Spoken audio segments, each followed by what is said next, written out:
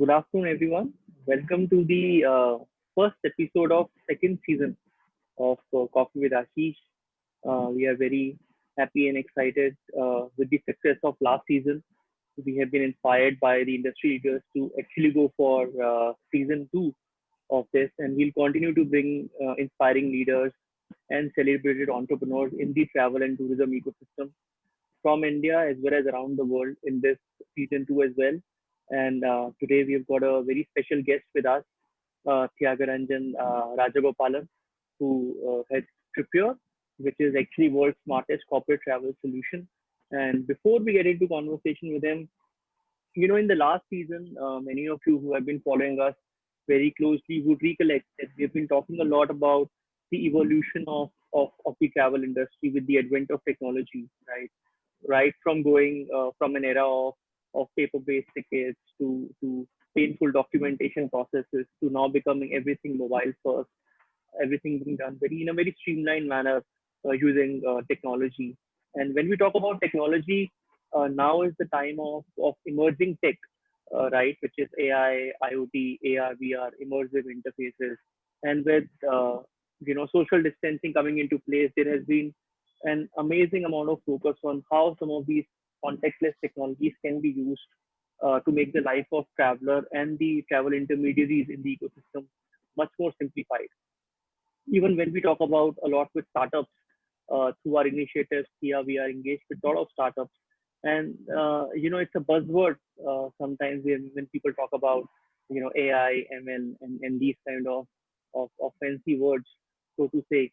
And many times, it's very tricky when we see some of them raising investment. And then when one has to follow through with actual execution, sometimes it starts to fall apart. And I've got a small cartoon to share that how some of these conversations actually go even in corporate boardrooms and when you are trying to raise funds. So on the left, as you can see many times, I have been in conversation in many organizations where people like to talk about AI initiatives and how it's being used, but there is very limited information on the ground, and there's a lack of coherence in what is really meant by AI and the differentiation between terms of ML, deep learning, AI, the very used, very interoperability, in the organization. And on the right, if you see from Dilbert, it's also very interesting in terms of how people like to use these complicated jargons and there is fun, but on the ground, it's just the way I like to say it is all nested if loop. And ultimately, that's what many of these companies they end up doing. But we are very lucky and privileged to have one of the startups with us today, headed by Thea, which actually doesn't follow this, which actually tries to do AI ML in spirit and not just by by marketing positioning.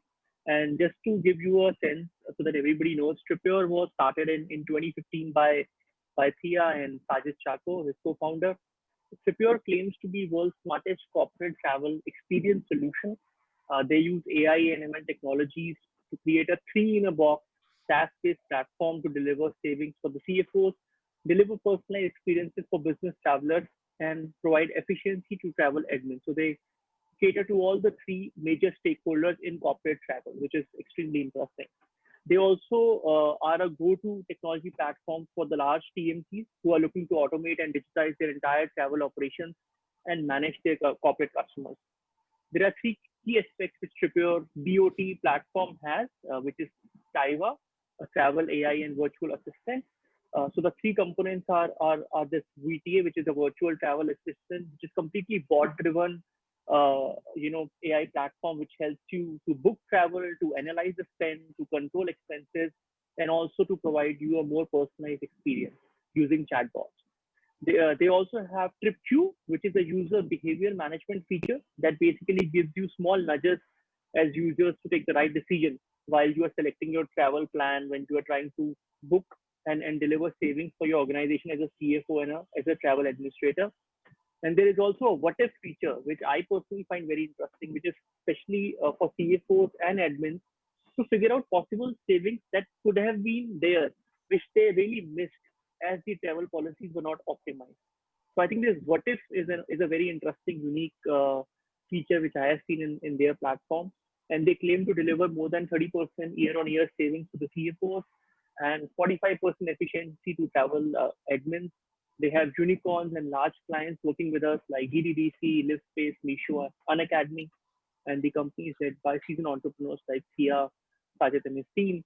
Talking about our guest today, Thea, he's a seasoned entrepreneur, technology enthusiast, and a product specialist. He's a passionate entrepreneur about and likes to build, design, conceptualize new products, take them to market, and convert them into super scalable, successful businesses.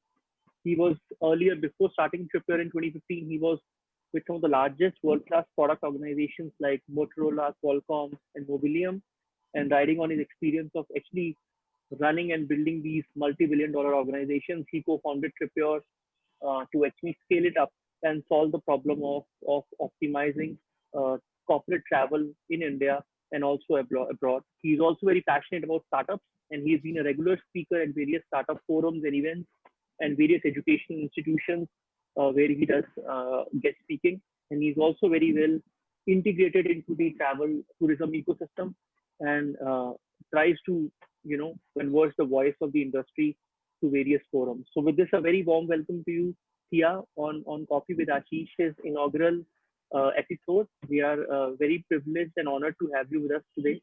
And I'm going to request Ashish to now take the conversation forward with you while I sit back and enjoy my coffee. Thank you, Karthik, for the generous introduction.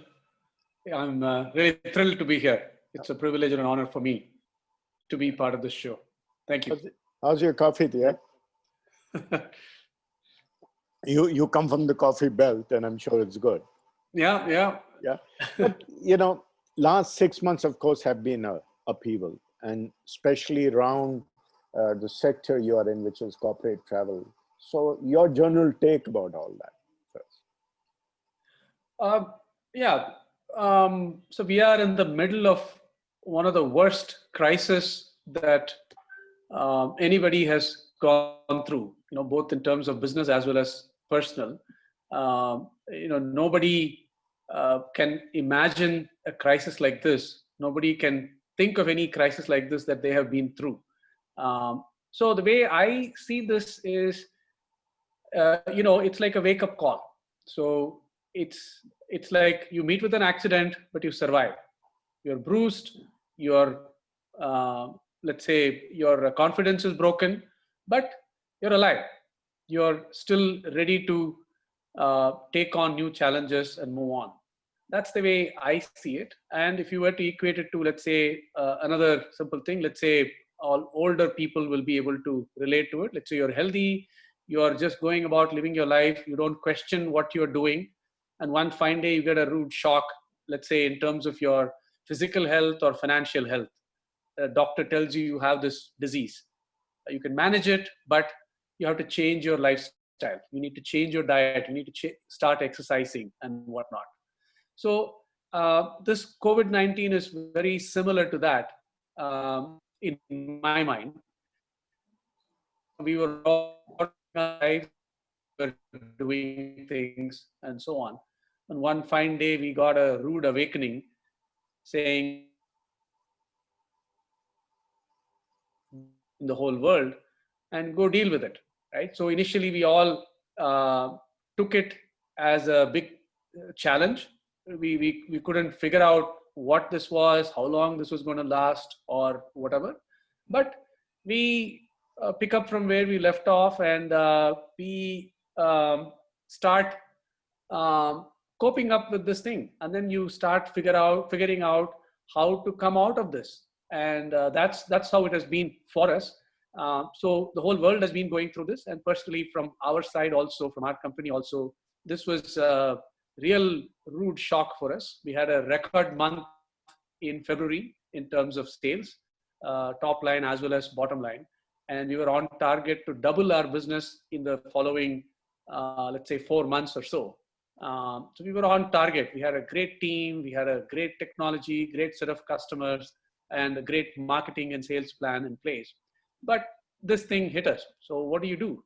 From wherever we were, the business came down to zero. And so it took us a while, I would say 3-4 weeks, to figure out what to do about it. But then we picked it up from where we left off.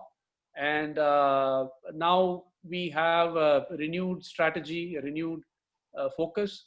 And so we are on our way to recovery. We have got adjusted to the new normal. And so we look forward to the next phase of growth from where we are. Right. Right. Having said that, I read in the newsprint yesterday, and pretty interestingly as that the internet penetration uh, on people over 55 years of age was 8% in the country, right? And during the COVID, it is hitting 35%. That means people over 55 are using the internet, be it for e-commerce, be it for health, be it for different applications and so on. And with e-commerce, of course, being 15% out of that chunk. So therefore, coming back to the travel industry, I think this should be a great thought to understand that there is a new segment, because you always associate it with millennials, youngsters using technology, booking it themselves, even booking their corporate travel themselves. And you generally left the elderly to say the office staff will book it or the admin will book it themselves. But with this kind of penetration, I think you're seeing. And the other thing, of course, a statement was made that technology, this COVID has been really the chief transformation officer in most of the company, right? It has accelerated many of the things. So how do you see technology and digitalization play a role in the transformational activity? And what are the specific technologies? I mean, Karthik did mention about emerging technologies, but what are the specific ones you see in the travel industry? Yeah. So see, I come from technology background. So I have been a believer that technology is the single largest driving force to transformation of everything that we see, the whole society, the way we live, and how things get better for the entire humanity. But having said that, we can see in front of our eyes, forget about travel for a minute, how technology can completely transform the way we live. So just 10 years, 20 years ago, we could not even imagine getting the information we want in our fingertips as and when that particular information becomes available, right? We just couldn't even imagine. We had to go watch TV or go read the newspaper. Only then you get to know what is happening. Now, as and when things are happening, we get to know on our phone. It just beeps and lets you know, whatever it may be, any news, any information that we want. That is just a simple example of how information technology can really change the way we live. Now, when you have information, as we say, knowledge is power. So once you have access to the knowledge on a real-time basis, the rest you can do wonders, right? So, and if you extend it to how we are impacted by technology in our everyday lives, you don't have to look too far. You look at an Uber or Ola or a Swiggy or a Flipkart or an Amazon, they have completely transformed our lives, especially if you look at COVID-19 kind of a situation, how technology is transforming our lives, how technology has made this whole shock more bearable, it's something that we cannot ignore, right? Imagine the same pandemic had hit us 20 years ago. We would have been clueless as to what to do. Yeah. We couldn't even order groceries. We couldn't order food, e-commerce, nothing was there, right? So in that sense, as you rightly pointed out, thanks to internet and the penetration that it is causing now with the COVID-19, technology is taking care of all these issues for us. It's acting like a shock absorber for us. Now, applying that to, let's say, our industry, where I see technology playing a role, I see that technology will transform the lives of all the three stakeholders that we target. Whether it's the traveler, if you look at the travelers' lives today, they are at the mercy of the travel admins. I have been through that, and that is one of the reasons why I started this company. It's so stifling to see your travel admin telling you what you should and should not do. You don't have the freedom and choice that you have in the consumer world, but you just have to go with whatever the travel admin tells you. Now, with technology, we can free that up. You can say the entire set of options are available to you, and you pick whatever you think is right. right? So that is a big change that we see. And when we come to that, we see technology adoption in corporate travel being very low. Even when you make a self-book kind of an option available, many people don't really opt for it, either because of the company putting restrictions or because the employees themselves are showing reservations about adopting something new. And that is where we said, okay, let's use technology and make adoption 100%. And that's how we introduced our bot called Taiva, which is an AI-enabled conversational UI. So the Right. user can continue to send email and as they are doing today, and the options come back to them automatically from a bot. And so the response time is really reduced. It's a few seconds as opposed to hours. And the kind of responses you get are personalized to your need. Thanks to AI and machine learning, we can give you options that are relevant to you at the right time based on what the company policies are, right? So now, thanks to this, the adoption has been taken to 100%.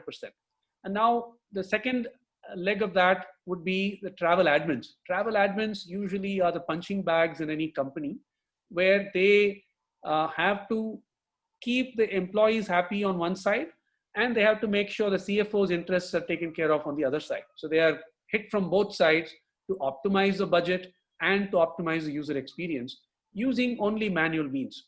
But now with technology, what we are saying is the travel admin doesn't have to do anything. He just has to go configure what the objectives are for the company and just move the needle left or right, depending on, let's say, take care of user experience more than optimization for the company, or vice versa.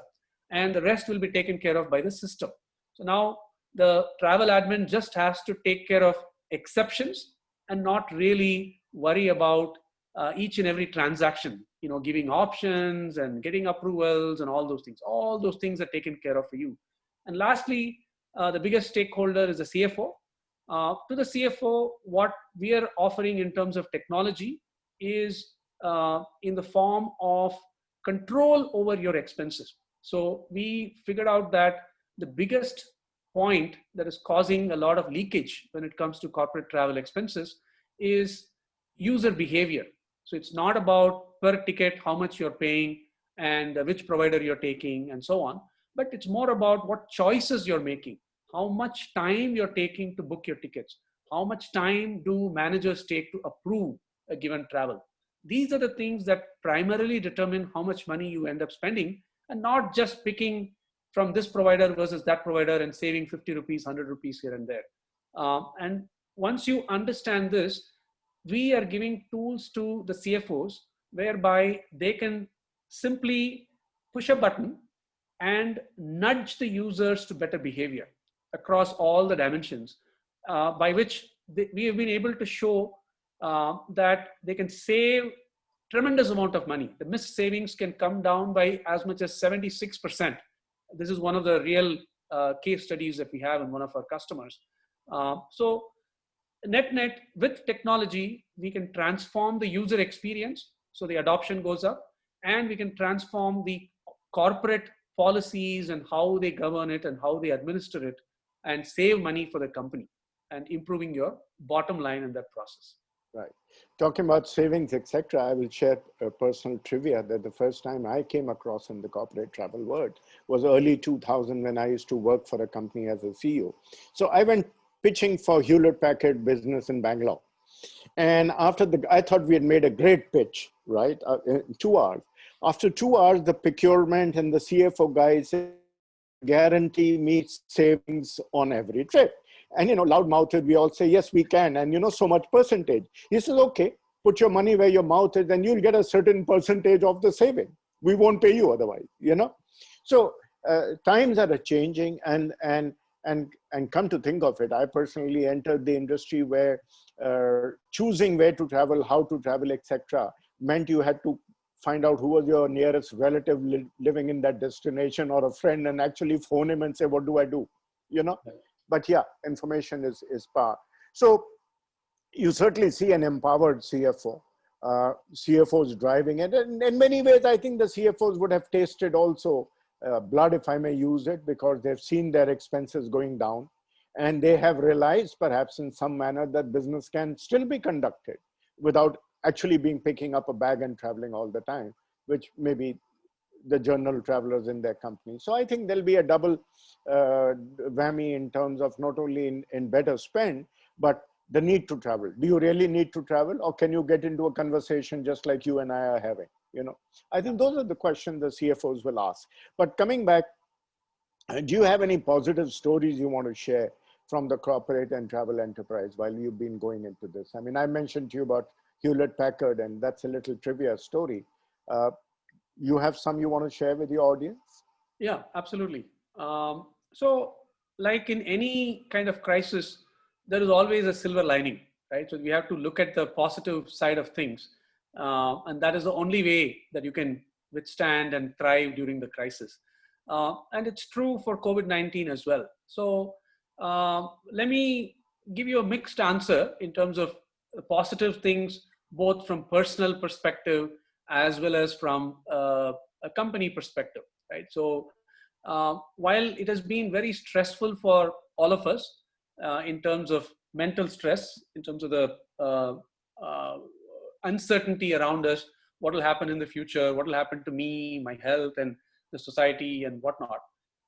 The positive thing that I see from personal perspective is that it has made us more, what to say, health conscious.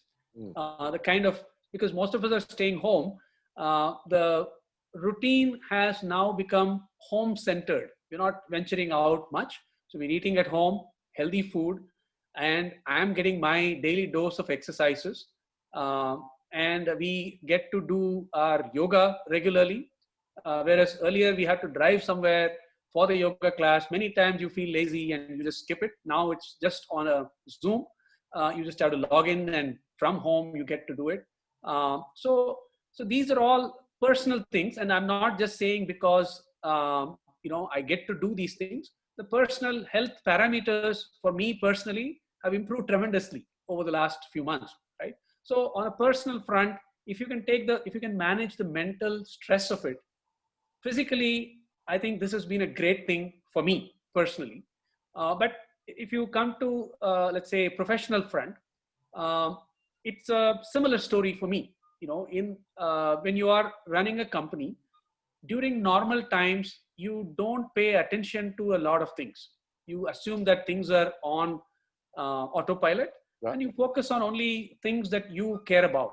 You take a lot of things for granted in terms of, let's say, the health of the business, the let's say value of each customer, the value of each feature you're putting into the product. You're not really scrutinizing all those things that closely. But thanks to COVID, we had to now pick and choose each and every thing that we do, because our resources are limited. And during this time when revenue comes down to zero, you start looking at the same situation completely differently. So the wake up call for us was, we could see that we were actually doing a lot of bad business with a few customers. So we immediately cut it off. We changed the terms and we said, this is the way we'll do business. If you want, stick around. Otherwise, we move on. And interestingly, pretty much all the customers could see what was happening, how it was bad business for us, and they agreed to our terms readily. So in normal course of business, we wouldn't have had the guts to go and do that. And now we are able to say that, and we could see that they're reciprocating, saying, we understand and we will stand by you during this crisis. Right? So these are some of the positive things. And the other thing is, we also could get to see what is really important for our customers in terms of the product features and whatnot. You don't want to build a feature just for the sake of building the feature. Now we could see, we got feedback on specific things like safety, security, and so on. And the product could adapt to these needs during these times. So overall, I would say there are a lot of positive things that have happened because of COVID-19. The thought which comes to my mind is, and maybe this is a good time as any to ask, and you're the right person to ask to, is that how is the consumer and the customer behavior in the corporate travel world different from a global customer versus an Indian corporate traveler? How does it differ strategically? And second is, while you were building your booking platforms and so on. How did you factor that mix, that it should be as well usable in Vietnam as it would be in India, or it could be in Dubai? How did you factor those thoughts in? Yeah, a great question. So I'll probably tell you a funny thing. A friend of mine described this little incident to me. He was apparently visiting Israel, Right. one of the monuments like Wailing Wall or something like that. Hmm. And people were standing in queue to enter that. It was crowded and people were standing.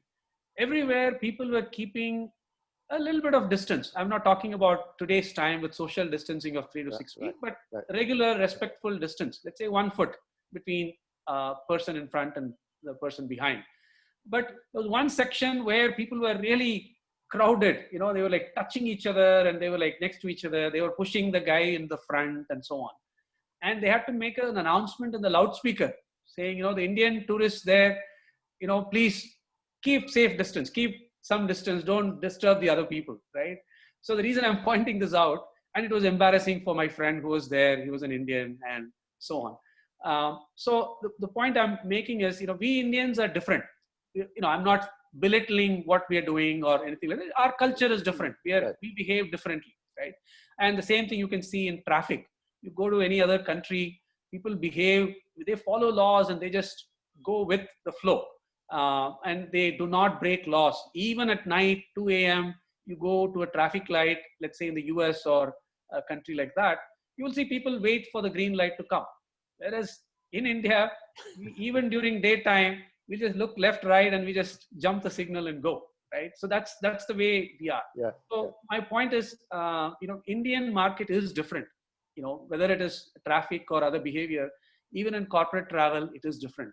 You give them a menu, they always want to find out, how can I break this? How can I break this policy? How can I get what I want, right? So that is the way they do it. So that reflects in the kind of product that we build as well. So the way I look at it is, if you can build a product and become successful in India, you can be successful anywhere in the world, because you would have addressed pretty much all the use cases, all the corner cases, all the exceptions that you need to worry about. So in our product, for example, we build a lot of exceptions. So when you build a policy, there is always an exception that we build around it. So if there is a regular approval that is required, then we say, here is the exception approval, right? So like this, we have built all these things. And in terms of the nudge feature, that is primarily built to work with the Indian mindset, right? So usually we look around, and if somebody is watching, then we behave differently. So the nudge feature that we have, the trip queue that we have marketed and works very well, it does exactly that. It essentially shows the user in a subtle way that somebody is watching you. So we'll initially nudge you in a positive way, saying, if you do this, you will gain these rewards. If you do this, you will be at the top of the leaderboard and stuff like that. But if we see consistent bad behavior from a user, we turn it around and show it in a negative way, saying, hey, if you do this, you will be in the top of the list as far as the CFO is concerned, in the violators list. Are you sure you want to do this? Why don't you pick this other flight? Or why don't you pick this other hotel, right? And the same thing goes to managers. You are number one in terms of long time taken for approvals. You better approve it now. Otherwise, you will get an email from the CFO. Stuff like this.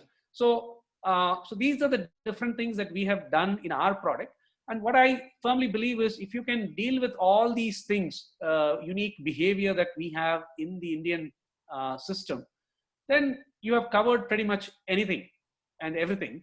And the product can be easily successful around the world. So that's the philosophy with which we are building this product. Yeah, interestingly, I used to live in Calcutta in the mid-80s, lived and worked there. And they told me, if you could drive in Calcutta, you could drive anywhere in the world. So perhaps that's true. But anyway, with technology becoming more open source, more agile, more configurable, it's only a matter of configuring it to the particular customer with, of course, the disciplines you're talking. The other factor which is dominating discussions, well, even prior to COVID in the corporate travel world, is the consumerism. And somewhere I think the B2C companies have bought that. where the corporate traveler himself has started believing that, hey, why can't I be? You mentioned something about the admin playing a dominant role. Hey, this is what you can do and this is what you can't do. And they went into a website and said, look, why are you telling me I can't do that? I went to make my trip site and I saw this and, whatever that. So where do you see this consumerism and corporate travel getting into a fine mix and balance, even on the booking platforms? And obviously, digitalization and warehousing of digital and all that will have to come into play. Yeah. Again, this is a very, very interesting, let's say, part that we look at very passionately and closely. See, if you look at the corporate environment, it's been a walled garden, uh, if you can call it that, in the sense that when it comes to corporate travel, each corporate will have only certain properties you can stay in, only certain airlines, and it's to a large extent opaque in a lot of organizations. That is how they've been running it, because the onus of saving money for the company rests on the shoulders of the admin team, the travel admin team or the travel desk. And that is how they are going ahead and managing it. But on the other hand, if you go to consumer side of things, it's completely open. So if I were to borrow an example, it's the equivalent of AOL versus the World Wide Web in olden days, at least in the US side of things. So AOL had everything controlled. They will give you, this is travel, this is, let's say, shopping, and this is sports content and whatnot. They were curating everything for you. Whereas on the web, you have everything available to you, everything is accessible to you. And obviously, in the end, the World Wide Web won, right? The open, unrestricted kind of access that always wins. Freedom always wins over any kind of restrictions you put in. So we believe that in the corporate environment also, the consumeristic open environment will win, and that is the way to go. So when you think about that, you need to really enable all the users access to all the content that they can see in the consumer world, plus any additional content that the organizations can allow, let's say especially negotiated rates, special properties like guest houses and so on, which you may not see in the regular platform, you want to show in the corporate platform. So if you look at our platform, what we are providing corporates is a superset of what they get to see in the consumer world. So there is no case where they can find a better fare, a better content somewhere else, because we aggregate so much content from so many sources. And on top of that, we also give you content that are curated by the organization itself. And we believe this is the way to go, and this is what will prevail going forward. You know, the current customers, how they are lapping up our service is testimony to how this is going to be the way of the future. And when you do this, one of the things that will happen is today, as I was saying earlier, the travel admin feels like he's controlling everything because he's doing everything manually. He's being the gatekeeper as far as giving content to the travelers is concerned. But with this kind of an automated system, initially they may feel like they're losing control because everything is available to the employees. But the way we see it is we are making the travel admins even more powerful. We give them so much more content, so much more policy control, so much more behavior control that they can bring to the table, that they should not worry about losing control with nitty-gritties of each and every transaction, but they become more strategic as opposed to being on a per transaction basis. So net, I think corporate travel is going to be giving the same experience as a consumer travel as far as travelers are concerned. Yeah, and I think the safety factor will bring in more exceptional approvals also, because in the hotel segment, I as a traveler could say, look, I perceive this property to be more unsafe over the other, so I want to spend another $500 a night more and be safe. And I don't think the CFO can say, no, you stay in what you perceive to be unsafe, because it's going to costing us cheaper. So I think, there'll be a lot of overriding factors which will also bring in exceptions to lay down policies on my allowance and so on, for sure. Right. But thank you, Thia, for coming in today and on a Sunday. I hope you enjoy the remaining of your Sunday. And Karthik may have something because he's been following this discussion also very closely. Karthik, over to you. Thanks, Ashish. Lovely listening to you, Thea. And purely out of curiosity, since I am a AI enthusiast myself, where do you see in next 5 to 6 years? Do you see a situation where AI-enabled bots would be smart enough? Because one of the challenges we have faced, at least two, three challenges which I have personally faced is one is around vernacular. Second is around to be able to understand the state of the conversation when the user is asking, something, right? And then people are also wanting voice-based bots versus, text-based. And so these are some of the challenges which many people are facing when they're implementing bots, which ultimately, at the moment, bots do a good job in screening the conversation and then profiling that conversation for a human agent ultimately. Do you see that in next 5 to 6 years it will be possible for the bot to also handle end-to-end conversation without passing it on to a human agent? Yes, absolutely. So if you look at how we are accessing the internet today and how AI is playing a role around us, it is mind-boggling, right? The kind of